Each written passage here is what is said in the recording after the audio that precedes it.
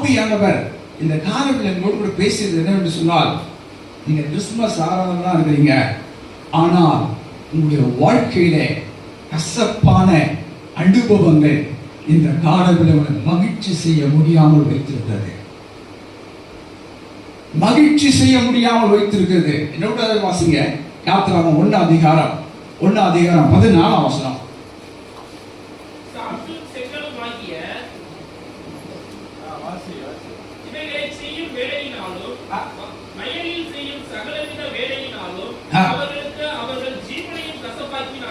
அவர்கள் ஜீவனை கசப்பாக்கினார்கள். பிரியமானவர்களே, ஏதோ இந்த காலத்தில் கிறிஸ்துமஸ் சொல்லிட்டு ஒருவேளை ட்ரெஸ் போட்டு நீங்க வந்திருக்கலாம், ஒருவேளை ஆராதனை இருக்குதே அப்படின்னு சொல்லிட்டு இந்த காலவில் வந்திருக்கலாம். நல்லா கவனிங்க, உங்களுடைய வாழ்க்கை இந்த காலவில் ஆவியானவர் உம்மத்தில் ஊழியம் செய்து கொண்டிருக்கிறார். கர்த்தருடைய ஆவியானவர் உங்களோடு கூட பேசிக் கொண்டிருக்கிறார். கசப்பான ஜீவியத்தை கசப்பாக்கினார்கள், ஜீவியத்தை கசப்பாக்கினார்கள். உன் குடும்பம், உன் தனிப்பட்ட வாழ்க்கை, உன்னுடைய சுற்றி இருக்கிற காரியங்கள் கசப்பாக்கப்பட்ட ஒரு நிலைமை. நல்லா கவனிங்க, ஜனங்கள் தேவனை நோக்கி முறையிடுகிறார்கள். சத்ருவும் பார்வோனும் அவனை ஒடுக்குகிறார்கள். எவ்வளவு அழிக்க வேண்டுமோ அவனை இல்லாமல் பண்ணணும் பிளான் பண்ணி அழிக்கிறாங்க, டிஸ்ட்ராய் பண்றாங்க.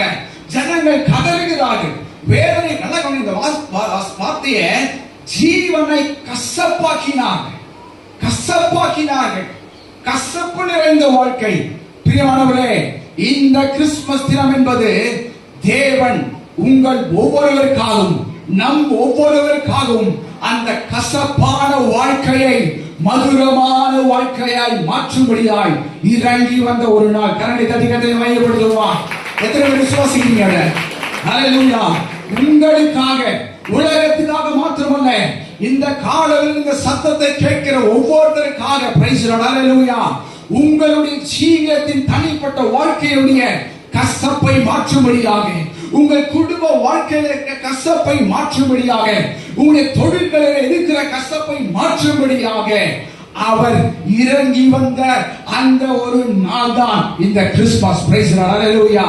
அப்போ இந்த கசப்பான வாழ்க்கையை மதுரமான மாற்றுகிற ஒரு நாள் தான் அவர் இறங்கி வந்தது. நல்லா கவனிங்க, நீங்க வேதத்துல வாசித்து பாத்தீங்கன்னா, சங்கீதத்துல ஒரு வசனத்தை வாசித்து பாத்தீங்கன்னா, சங்கீதக்காரன் சொல்லுகிறான், அவர்